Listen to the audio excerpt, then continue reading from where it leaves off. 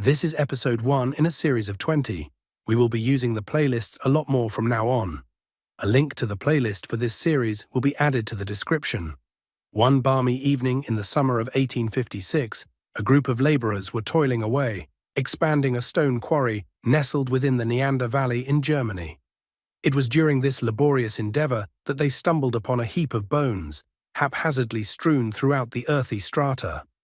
The workers, in their practical haste, might have consigned the remains to the lowly fate of a dung heap had it not been for the fortuitous presence of the quarry owner, a man by the name of Mr. Pieper.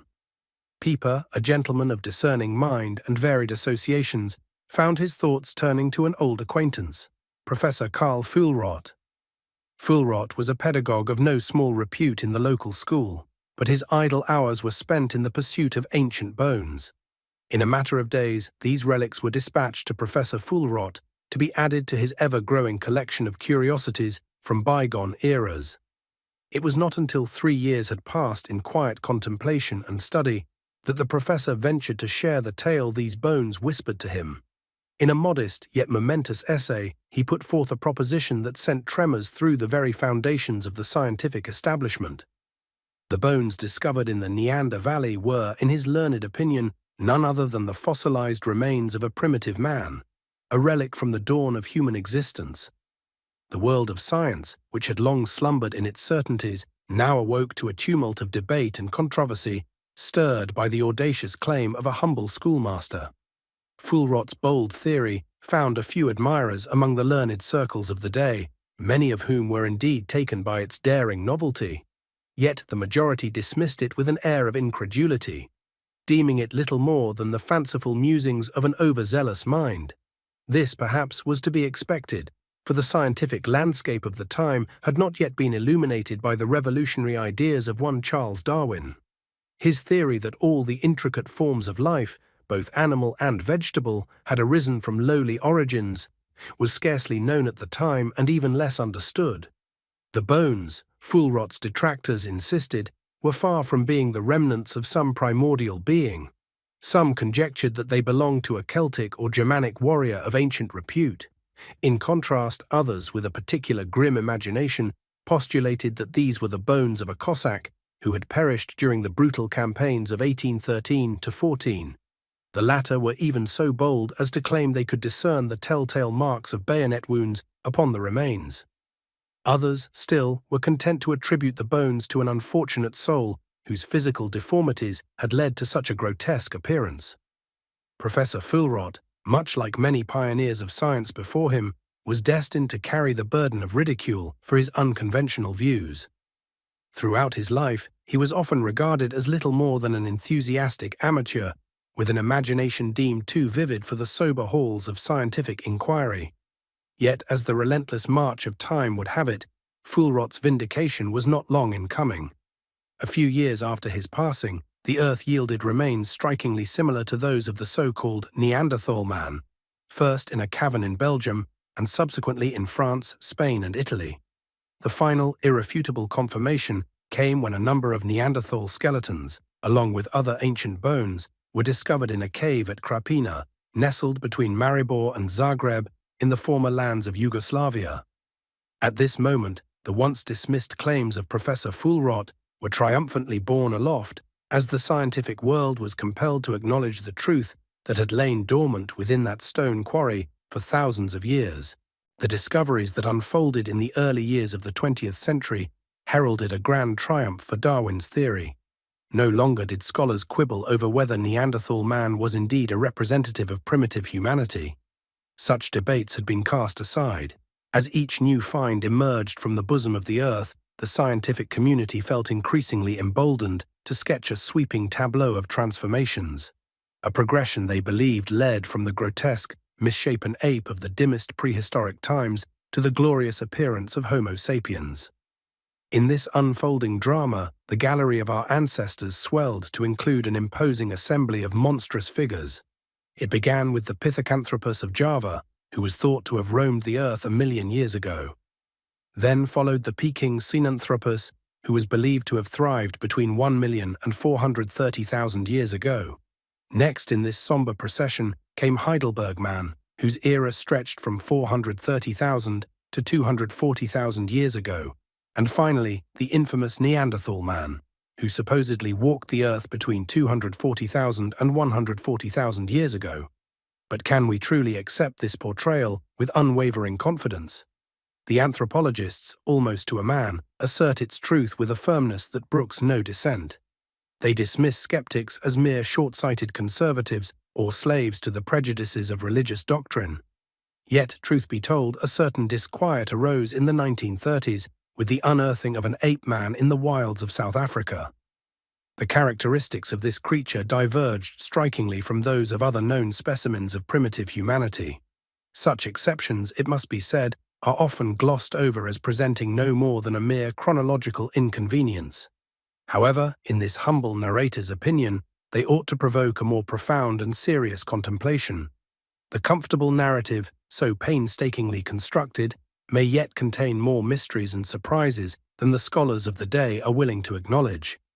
Indeed, it behooves us to reflect on these anomalies rather than to dismiss them, for they may hold the key to a deeper understanding of the origins of mankind. With the utmost sincerity, we find ourselves grappling with a perplexing conundrum. How has the prevailing theory of human origins been so readily embraced, with scarcely a second thought? Scholars of the highest standing have elevated to the status of dogma what is, at its core, little more than a tenuous and fragile hypothesis. From mere handfuls of bones unearthed in disparate corners of the globe, they have woven an entire history of humankind. All the while, they are unable to demonstrate any genuine and substantive connections between these scattered relics. One might easily compile a lengthy catalogue of questions and doubts concerning this peculiar theory of our origins, doubts that official science has accepted with a reverence akin to Holy Writ. We shall not linger excessively upon these matters, but allow us to draw attention to a single, telling fact. The cranial capacity of one of our so-called ancestors is said to have been a mere 600 to 700 cubic centimeters. In comparison, that of modern Homo sapiens ranges from 1,500 to 1,600 cubic centimeters. How is it, then, that no one has yet stumbled upon any missing links in the form of skulls with capacities of, say, 800, 900, 1,000, or 1,200 cubic centimeters? Given that the supposed owners of these intermediary skulls are believed to have lived in relatively recent times, one would think their remains might be more readily discovered than those of Sinanthropus or Pithecanthropus. Yet they appear to be non-existent. Had the esteemed high priests of anthropology not first derided Fulrot's theories, only to later embrace them with unseemly haste, we might not now be compelled to question what once appeared to be unassailable conclusions. Indeed, as far back as the time of the Krapina excavations, there was ample reason to cast doubt upon the official narrative. Among the bones of some 20 individuals found there, the majority were unmistakably of the Neanderthal type. Yet, mingled with these were others, so slender, so graceful, that they clearly belonged to a wholly different species. It seems that the rules of science, much like those of history, are written with a pen that is often too quick to judge and too slow to reflect. Among the scant few scholars who dared to cast a shadow of doubt upon the prevailing doctrine was Professor Kloch of Breslau. Kloch, a discerning anthropologist, ventured to propose that the remains unearthed at Krapina were not the relics of a single race, but instead of two distinct peoples who had coexisted in those ancient times. In this, he was closer to the mark than many of his contemporaries, for there is now compelling evidence to suggest that Krapina bore witness to a grisly scene, a feast where Neanderthal men, in their savage hunger, consumed the flesh of their hapless victims. This macabre practice is further attested by the discovery of a skull at Monte Circeo, which had been deliberately cleaved open with a chisel-like tool, no doubt to extract the brains within. Such discoveries should have given pause to those who clung so tenaciously to the accepted narrative of human evolution. Yet, as Life magazine later observed with a certain rueful candor, the realm of anthropology is seldom hospitable to new findings that run counter to established theories. Nonetheless, even the most rigid orthodoxy could not entirely withstand the weight of emerging evidence. Common sense, though often stifled, began to make its voice heard. Over 60 years ago, the intrepid Professor Leakey uncovered a jawbone at Canaan in Kenya, not far from the shores of Lake Victoria. This jawbone bore a striking resemblance to that of Homo sapiens and was soon joined by the discovery of two skulls at Kangera, which seemed well suited to house such a jaw. Although these finds were somewhat younger than earlier discoveries, they were still ancient, dating back some 400,000 years. Of course, there were skeptics aplenty who questioned the authenticity of such antiquity.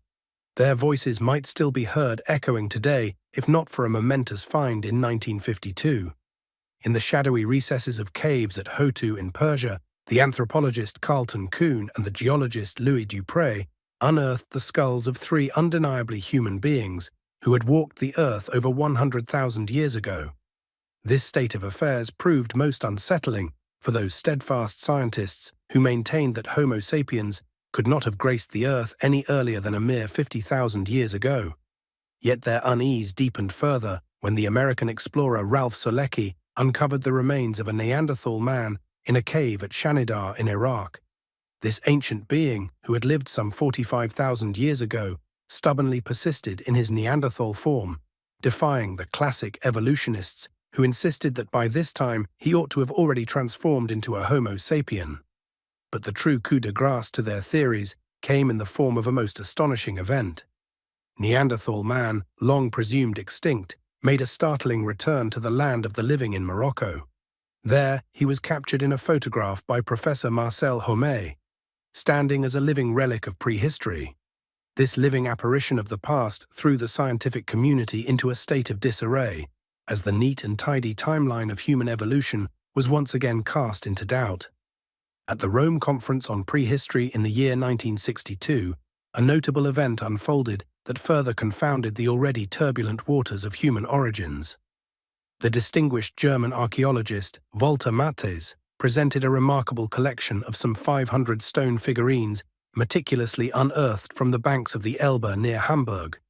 These ancient carvings, believed to be at least 200,000 years old, were declared the oldest works of their kind known to the world.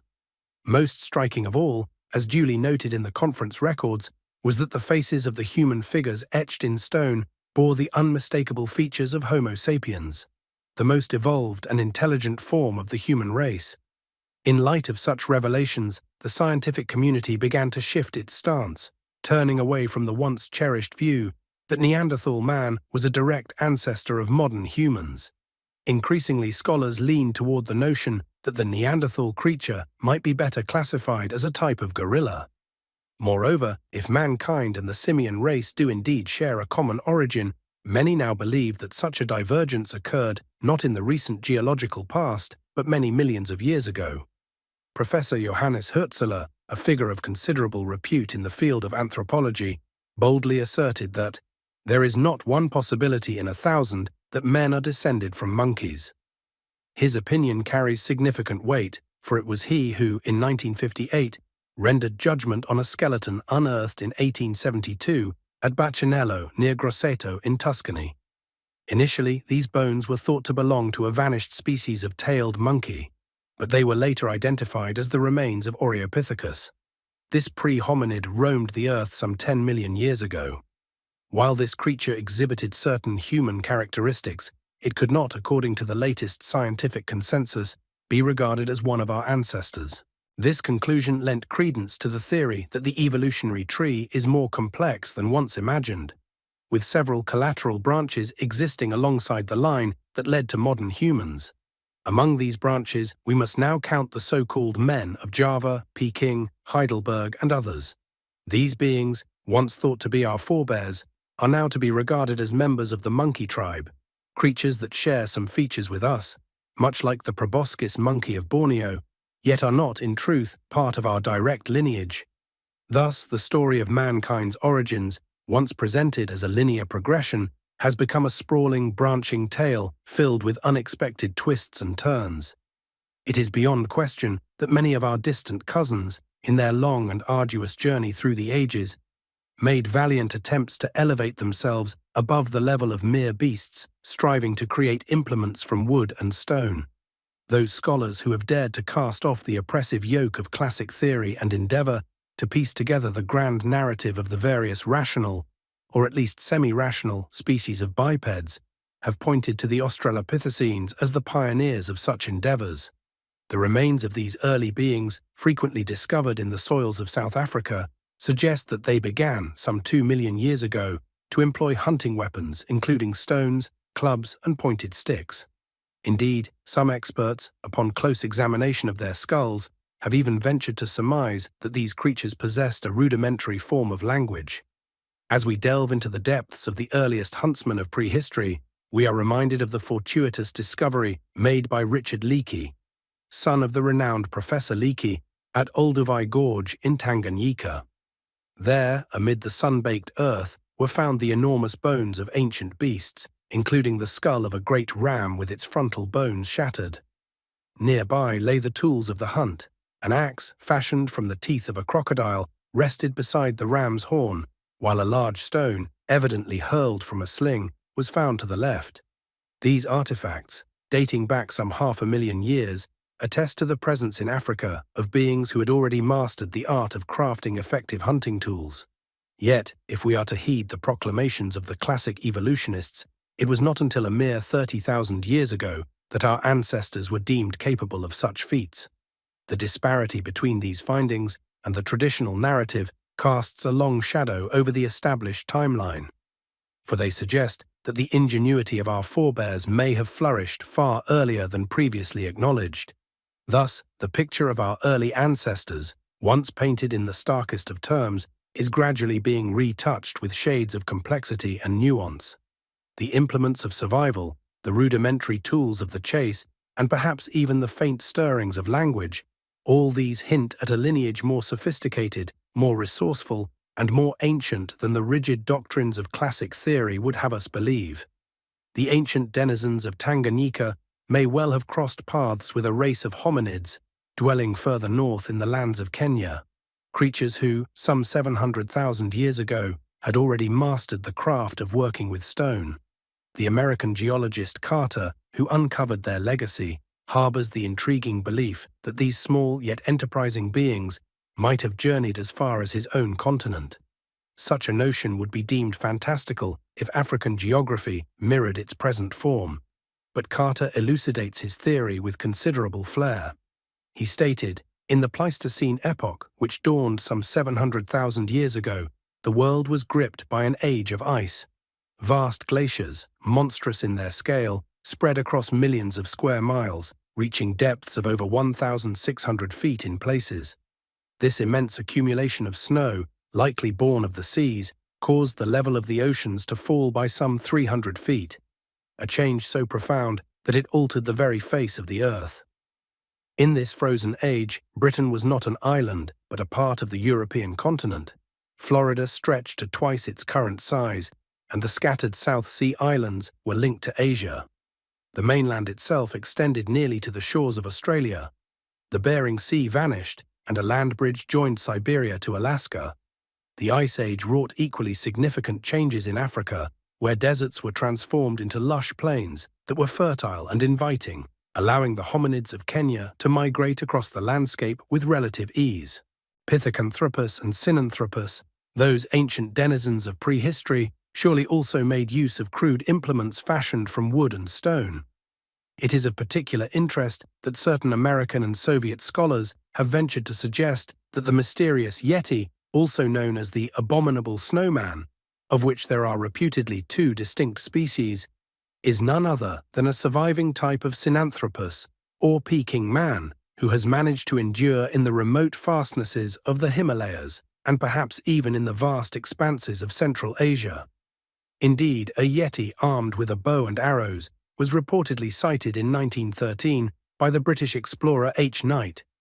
Further expeditions, notably those led by American professors Dierenfurth and Russell in 1961, uncovered primitive bedding in caves believed to be inhabited by these elusive creatures, while Soviet anthropologists deduced from their studies that these so-called monsters employed a hard implement to dig for roots in the frozen earth. This notion, far from being mere fancy, should not seem outlandish when we consider that the last of the Neanderthals in Africa lived at a level that hovers between man and beast. a station to which their limited cranial capacity confines them. At this juncture, we may consider what new theory could replace the now discredited classic doctrine of evolution. Professor Carlton Kuhn, a man of great learning who held the chair of anthropology at the University of Pennsylvania until 1963, offered us a coherent alternative. In his monumental work, The Origin of Races, 1962, Professor Kuhn presents the idea that humanity does not descend from a single common ancestor.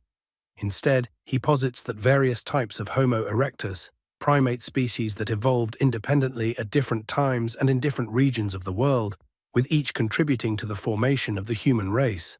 Thus, Homo sapiens is not a term denoting a single species, but rather a stage of development, one reached by each of the 5 principal races as they evolved from ape men into beings we recognize as human. According to Kuhn, this transformation occurred some 250,000 years ago for the Mongoloids, including the peoples of East Asia, Polynesians, Amerindians, and Chinese, and the Caucasoids, inhabiting Europe, North Africa, and much of Western and Central Asia.